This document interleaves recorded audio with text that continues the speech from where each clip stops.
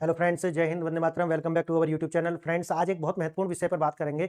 विषय बेशक एक है जिसमें हम बात कर रहे हैं मौलिक अधिकारों की, लेकिन इसको हम 3 भागों में बाँट कर करेंगे। 3 मामले अलग-अलग हैं। 3 मामले क्या-क्या हैं वो मैं आपको बता देता हूँ।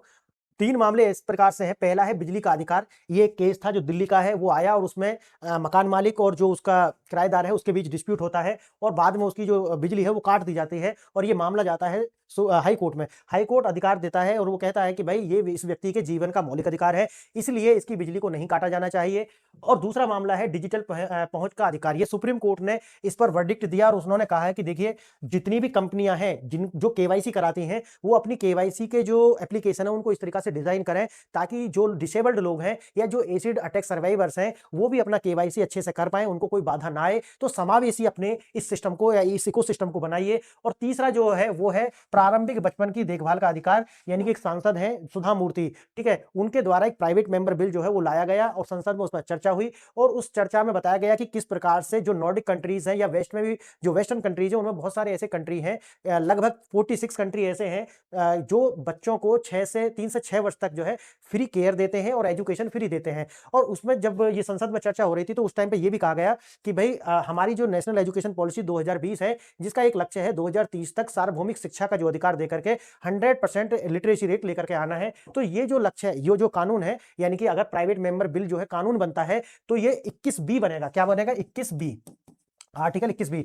तो ये जो है आपके इस नेशनल एजुकेशन पॉलिसी के जो ये टारगेट है इसके साथ भी अलाइंड है। तो ये बिल जो है ये पास होना चाहिए। लेकिन जैसा कि आप जानते हैं कि प्राइवेट मेंबर बिल 2 से 3 मेंबर बिल ऐसे आए हैं जो पास हुए हैं आज तक, लेकिन इसके कानून बनने की संभावना बहुत रेयर है। आप कह सकते हैं कि भाई ये मामला ऐसा है, बन भी सकता है, तो देखते हैं। वैसे मुझे इसकी संभावना कम लगती है। तो ये 3 मुद्दे अलग-अलग हैं। इसको लेकर के जैसा कि मैंने आपको एक समरी बताई है इसकी, आप यहाँ पे भी देखेंगे। जैसा कि मैंने बताया, ये वाली बात मैंने आपको बता दी, किराएदार। अब उन्होंने यही कहा था जो हाई कोर्ट था कि भाई रोटी कपड़ा मकान की तरह ये बिजली भी जो है जीवन का अधिकार है के उसमें ही आती है। अब जैसे मैंने बताया कि एक प्रस्तावित ये बिल है, अगर ये बनता है तो 21 बी जो है जुड़ जाएगा, जिसके अंदर 3 से 6 वर्ष के जो बच्चे को देखभाल और मुफ्त शिक्षा का जो है अधिकार मिल जाएगा। किसने किया है? राज्यसभा सांसद है सुधा मूर्ति, उनके द्वारा ये बिल पेश किया गया है। राष्ट्रीय शिक्षा नीति के साथ बताया गया कि भाई ये अलाइंड है। उन्होंने बताया कि भाई बहुत सारे ऐसे देश हैं कि जो बच्चों को, लगभग 46 ऐसे कंट्री हैं जो बच्चों को ये अधिकार देते हैं। तो भारत भी एक वेलफेयर स्टेट है, तो क्यों ना हम ये करें। और दूसरा तर्क दिया गया कि भाई हमारी जो नेशनल एजुकेशन पॉलिसी है उसके साथ भी ये अलाइंड है। और साथ ही साथ में एक जो तीसरा मामला जो था उसमें जो मैंने बताया था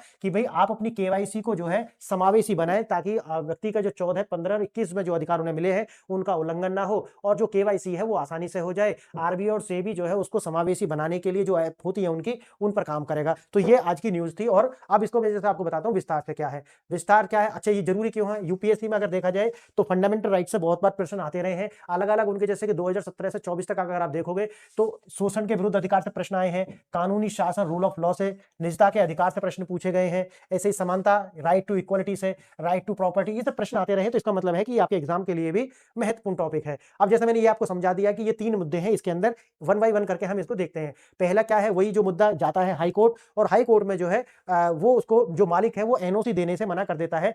क्यों? क्योंकि वो कहता है कि नहीं नहीं मैं इसे नहीं दूंगा। क्यों नहीं दूंगा? क्योंकि जो बिजली कट गई है और बिजली को दोबारा से कनेक्शन लाने के लिए एनओसी की आवश्यकता होगी। वो कहता है कि मैं दूंगा नहीं। इसको लेकर के हाई कोर्ट जाते हैं और हाई कोर्ट ने क्या बोला है वो मैंने आपको बता दिया है। अब दिल्ली उच्च न्यायालय की जो ऐतिहासिक फैसला आता है, और उन्होंने क्या बताया? उन्होंने बताया कि जैसे रोटी कपड़ा मकान है उसी तरीका से बिजली का जो अधिकार है वो भी क्या है, इसकी जो है मौलिक अधिकारी है। और ये जो मामला है अगर आपको याद रखना हो तो ये है मैकेजी जैन वर्सेस बीएसईएस राजधानी, ये केस का नाम है, ठीक है। और न्यायालय का फैसला वही जो मैंने आपको बताया कि भैया एक व्यक्ति को गरिमा से रहना है तो उसकी राइट टू डिग्निटी जो है उसमें ये आता है। रोटी कपड़ा मकान की तरह ये भी एक अधिकार है। मकान मालिक जो है नागरिक के साथ में या किसी किराएदार के साथ में उसकी बिजली के अधिकार से उसे वंचित नहीं रख सकता। अब बिजली तक पहुंच जीवन का अनिवार्य हिस्सा उन्होंने बता दिया है, क्योंकि ना मौलिक अधिकार में है। और मौलिक अधिकार आप जानते होंगे कि जो मौलिक अधिकार होते हैं वो वाद योग्य होते हैं। वाद योग्य मतलब है उनको आप लेकर के हाई कोर्ट, सुप्रीम कोर्ट जा सकते हैं, और जो फंडामेंटल ड्यूटीज होती है उनके साथ ऐसा नहीं होता। अब आता है दूसरा मामला। दूसरा क्या है? Digital divide. डिजिटल डिवाइड मतलब है कि भाई आपकी जो जो एप्लीकेशन है वो यूजर, उनका इंटरफेस ऐसा होना चाहिए कि वो सभी के लिए एक्सेसिबल हो। यानी कि जो डिसेबल्ड लोग हैं उनके लिए ऐसा ना हो कि आप एक सोसाइटी का एक पार्ट को जो है इससे वंचित कर दो और एक डिजिटल डिवाइड क्रिएट हो जाए। तो उन्होंने बताया कि भाई अपनी केवाईसी जो है, अपनी एप्लीकेशन और उनका जो इंटरफेस है उसको ऐसा बनाइए कि जो दृष्टिबाधित व्यक्ति हो या एसिड अटैक सर्वाइवर्स हो वो भी इसको आसानी से एक्सेस कर पाए। चाहे वो रेटिना यानी कि जो फेशियल रिकॉग्निशन हो या रेटिना का जो रिकॉग्निशन करके वो एप्लीकेशन जो है वो केवाईसी करते हैं। तो कह रहे हैं कि भाई अपनी जो तकनीक है उसमें कुछ इस तरीका से उसको ऑप्टिमाइज कीजिए ताकि ये लोग भी जो है इससे वंचित ना रह जाएं। सर्वोच्च न्यायालय ने इसी को लेकर के, जैसे मैंने आपको बताया था, निर्णय दिया था। उन्होंने बताया था कि अनुच्छेद 21 जो है जीवन और स्वतंत्रता का अधिकार देता है, अनुच्छेद 15 भेदभाव के विरुद्ध अधिकार देता है, अनुच्छेद 14 जो है जैसे कानून के समक्ष समानता का अधिकार देता है, और अनुच्छेद 38 जो डीपीएसपी में आता है लोगों के कल्याण को बढ़ावा देने की बात कहता है। तो वो सुप्रीम कोर्ट कहता है कि अगर आप इस तरीका की अपनी ऐप डेवलप करते हैं जिससे डिजिटल डिवाइड क्रिएट होता है तो ये उनके फंडामेंटल राइट का उल्लंघन है। और ये जो मामला था सुप्रीम कोर्ट वाला, इसको बोलते हैं राजीव रातुरी बनाम भारत संघ 2014 का ये मामला है। तो उसमें उन्होंने ऐसा बोला था। अब बात आती है केवल पहुंच से बात समावेशी नहीं होगी, डिजिटल भविष्य का निर्माण करना पड़ेगा। जैसे मैंने आपको बताया कि आरबीआई और सेबी दूरसंचार विभाग अपने केवाईसी मानकों में शोधन करें या अपनी एप्लीकेशन को इस तरीका का उनका जो यूजर इंटरफेस बनाए कि ताकि जो पीडब्ल्यू वाले लोग हैं, विकलांग व्यक्ति हो या ग्रामीण आबादी हो या ही तो बुजुर्ग लोग हों या फिर भाषाई अल्पसंख्यक हों या आर्थिक रूप से कमजोर वर्ग हो, कोई भी इसके पीछे ना रह जाए, तो डिजिटल डिवाइड क्रिएट ना हो जाए, इसका ध्यान रखें क्योंकि ये उनका फंडामेंटल राइट है। इसलिए सबस्टैंटिव इक्वलिटी, जैसे मैंने आपको बताया, इक्वलिटी आपको लानी पड़ेगी, ठीक है। तो यही बोला है। भविष्य की नींव प्रारंभिक, ये तीसरा मामला है जो मैंने आपको बताया। तीसरा मामला क्या है? एक बिल है, प्राइवेट मेंबर बिल है, जो कि राज्यसभा में पेश किया गया और बताया गया कि अगर आप इसको बनाते हैं तो एक नया अधिकार 21B जो है वो जुड़ जाएगा। इसके तहत होने क्या वाला है, जैसे मैंने आपको बताया 3 से 6 वर्ष के जो बच्चे हैं उनके लिए मुफ्त शिक्षा और केयर यानी कि देखभाल की जो अधिकार को उनको मिल जाएगा। उसे लेकर के जब जैसे अधिकार मिलेगा तो फिर वो मजबूरी हो जाएगी, लागू करना ही पड़ेगा, ठीक है। 3 से 6 वर्ष के बच्चे के लिए। ऐसा क्यों? क्योंकि उनके पीछे इसका तर्क ये था कि भाई जो 3 से 6 वर्ष के जो बच्चे होते हैं, इस 6 वर्ष तक पहुंचते पहुंचते उनका जो 95% जो दिमाग का विकास है वो हो चुका होता है। इसीलिए ये एज जो है वो गोल्डन इरा है, यानी कि गोल्डन एज पीरियड आप इसे कह सकते हैं। इसीलिए जो है आप इस कानून को बनाइए जिससे आपका, और दूसरा तर्क इन्होंने ये भी दिया था इसमें कि जो आपकी नेशनल एजुकेशन पॉलिसी 2020 है, ठीक है, ये भी इसके साथ अलाइन है। क्यों? क्योंकि आप भी वही लक्ष्य रख करके चले हैं कि 2030 तक हमको सार्वभौमिक शिक्षा जो है लागू करनी है, यानी कि सब बच्चे एजुकेशन से जुड़े। तो अगर आप ये लागू करते हैं तो बच्चे जो है पहले से ही इसमें जुड़ जाएंगे। क्लियर? तो ये उन्होंने बताया इसके पीछे लॉजिक। लेकिन जैसा मैंने आपको बताया कि क्या ये कानून बनेगा, मुझे नहीं लगता। क्यों? प्राइवेट मेंबर बिल है और इससे क्योंकि फंडामेंटल राइट मिल रहा है तो सरकार पर दबाव ही पड़ने वाला है इससे। तो मुझे लगता है कि ऐसा होने वाला नहीं है।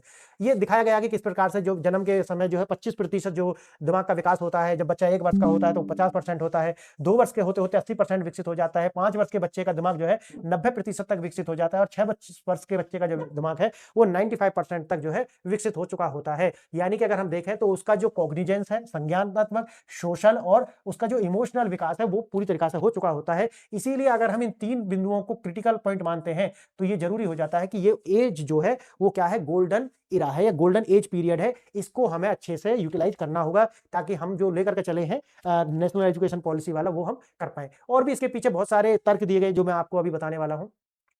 बात वही है कि अनुच्छेद 21A में तो ये 6 से 14 वर्ष के जो आयु के बच्चों के लिए मुफ्त शिक्षा और अनिवार्य शिक्षा दी गई है पहले से ही। लेकिन अब ये 3 से 6 वाले में क्यों? क्योंकि वहां पे केयर वाली बात भी आ रही है, केयर, ठीक है। तो केयर होगी तो उनको खान पीन का भी वो मिल जाएगा। अनुच्छेद 45 जैसे मैंने बताया कि भाई यहाँ पे आता है लेकिन डीपीएसपी के अंदर है। अब डीपीएसपी जो है वो कानून योग्य तो है नहीं, उनको लेकर के तुम आप सुप्रीम कोर्ट जा नहीं सकते कि भाई सुप्रीम कोर्ट राज्य को बाध्य करे नहीं आप ऐसा करें। तो इसलिए ये तो इसका मायने बचता नहीं है। अब बात आती है कि भाई जो 21B अगर आता है तो ये क्या हो जाएगा, मौलिक अधिकार मिल जाएगा, बच्चा जो है अपनी देखभाल और उसके लिए वो सुप्रीम कोर्ट जा सकता है। तो मैंने जैसा कि बताया कि सरकार इसे इसीलिए भी पास नहीं करेगी। देखिए आवश्यक प्रक्रिया क्या है इसके लिए, भाई अगर कोई 21B लाना है, संविधान संशोधन करना पड़ेगा, 2/3 मेजोरिटी के साथ ये पास करना पड़ेगा और राज्यों का जो अनुसमर्थन है वो भी चाहिएगा, ठीक है, 50+1, ठीक। अब वही है नीति संरेखण जो मैंने आपको बताया, अलाइनमेंट भी है किससे, नेशनल एजुकेशन पॉलिसी से। 2030 जो अपने बताया कि भाई हम सार्वभौमिक गुणवत्तापूर्ण प्रारंभिक शिक्षा बच्चों को देंगे, उसके साथ अलाइन है। अब बड़ी तस्वीर, चुनौतियां और वैश्विक प्रेरणा, वही बताया कि भाई इस जब डिबेट हो रही थी संसद के अंदर तो उन्होंने ये बताया था कि देखिए बेहतर प्रशिक्षण और समर्थन के लिए ये प्रणाली आवश्यक है। पर्याप्त शहरी वित्त पोषण जो है, उन्होंने बताया कि जो आंगनबाड़ी है उनके पास जो है इतना वित्त होता नहीं है कि वो पूरी तरीके से इन बच्चों को, जो छोटे बच्चे हैं, उनका जो फूड या उनका जो न्यूट्रिशन है उसको दे पाए। निजी प्री स्कूलों का जो मुद्दा, उन्होंने बताया कि 49% जो आंगनबाड़ी है नामांकन बच्चे प्री स्कूल सेवाओं में शामिल नहीं हो पाते। अगर वो नहीं शामिल हो पाएंगे तो वो कहां जाएंगे, प्राइवेट स्कूलों में जाएंगे, जिससे निजी स्कूलों को जो है बढ़ावा मिलता है। तो वो कह रहे कि भाई अगर आप ये करते हो, फिर उन्होंने एग्जाम्पल भी दिए। उन्होंने बताया कि देखो यूनेस्को के 194 देश है जिनमें से 46 ऐसे देश हैं जो इसी तरीका के कानून जिन्होंने बनाए हुए हैं। जो उन्होंने उदाहरण भी दिए जैसे कि नॉर्डिक कंट्रीज जो हैं, स्वीडन वगैरह, वो इसमें आते हैं। कुछ यूरोपीय संघ के देश भी हैं जिसमें लातविया है, बुल्गारिया है, ये सारे जो देश हैं ये भी हैं जो कि अपने बच्चों को इस तरीका के कानून बना करके रखते हैं। अब वही है कि इससे मैंने आपको बताया कि इसमें क्या क्या मिलेगा। अगर हम तीनों को, अगर समरी करूं मैं इसका, तो बिजली का अधिकार जैसे कि आपको बताया न्यायिक पूर्ण रूप से पुष्ट हो जाएगा। दिल्ली उच्च न्यायालय का मामला 21 के अंदर ही आता है। डिजिटल पहुंच का अधिकार जो मैंने आपको बता दिया है, सुप्रीम कोर्ट ने जो है इसमें बताया हुआ है कि भाई आप डिजिटल डिवाइड क्रिएट नहीं कर सकते। और तीसरा जो है वो प्रारंभिक बचपन वाला मैंने बताया कि 21 भी जुड़ जाएगा अगर ये आता है तो फ्रेंड्स आज के लिए यही था। और जैसे मैंने बताया कि ये तो सतत एक प्रक्रिया है जो कि चलती रहेगी। और ये जो 3 कानून जो मैंने अभी आपको बताए हैं, ये तीनों अगर आप तीनों को देखते हैं तो एक बात समझ में आती है कि जो हमारा संविधान है वो एक जीवंत संविधान है। ये थ्योरी पर आपको देखो इसी लाइन पर मेंस में क्वेश्चन आते रहे हैं। अगर क्वेश्चन आता है आपको कि भाई भारत का जो संविधान है वो जीवंत संविधान है, तो ये सारे के सारे एग्जाम्पल आप दे सकते हैं कि हाल फिलहाल में ये 3-4 वाद ऐसे हैं और कुछ आप पॉलिटी का जो स्टैटिक पार्ट कवर करके आप इस क्वेश्चन को अच्छे से एड्रेस कर पाएंगे। तो बस आज के लिए यही है। अगर आपको चाहते हैं कि ये सारी पीडीएफ और जो और वीडियो है वो भी आप देखना चाहते हैं तो उसका लिंक आपको टेलीग्राम में मिल जाएगा। आप जाइए, पीडीएफ भी आपको वहां पर मिल जाएंगे और पीडीएफ भी मिल जाएंगी। तो आप टेलीग्राम चैनल ज्वाइन कर लेना, ऐप को डाउनलोड कर लेना। मेरा पीआरएस ऑफिशियल ऐप है, उसका लिंक आपको कमेंट बॉक्स में मिल जाएगा। फ्रेंड्स, इस वीडियो को अपने दोस्तों के साथ शेयर कीजिए, लाइक कीजिए। आपने वीडियो यहां तक देखी इसके लिए धन्यवाद।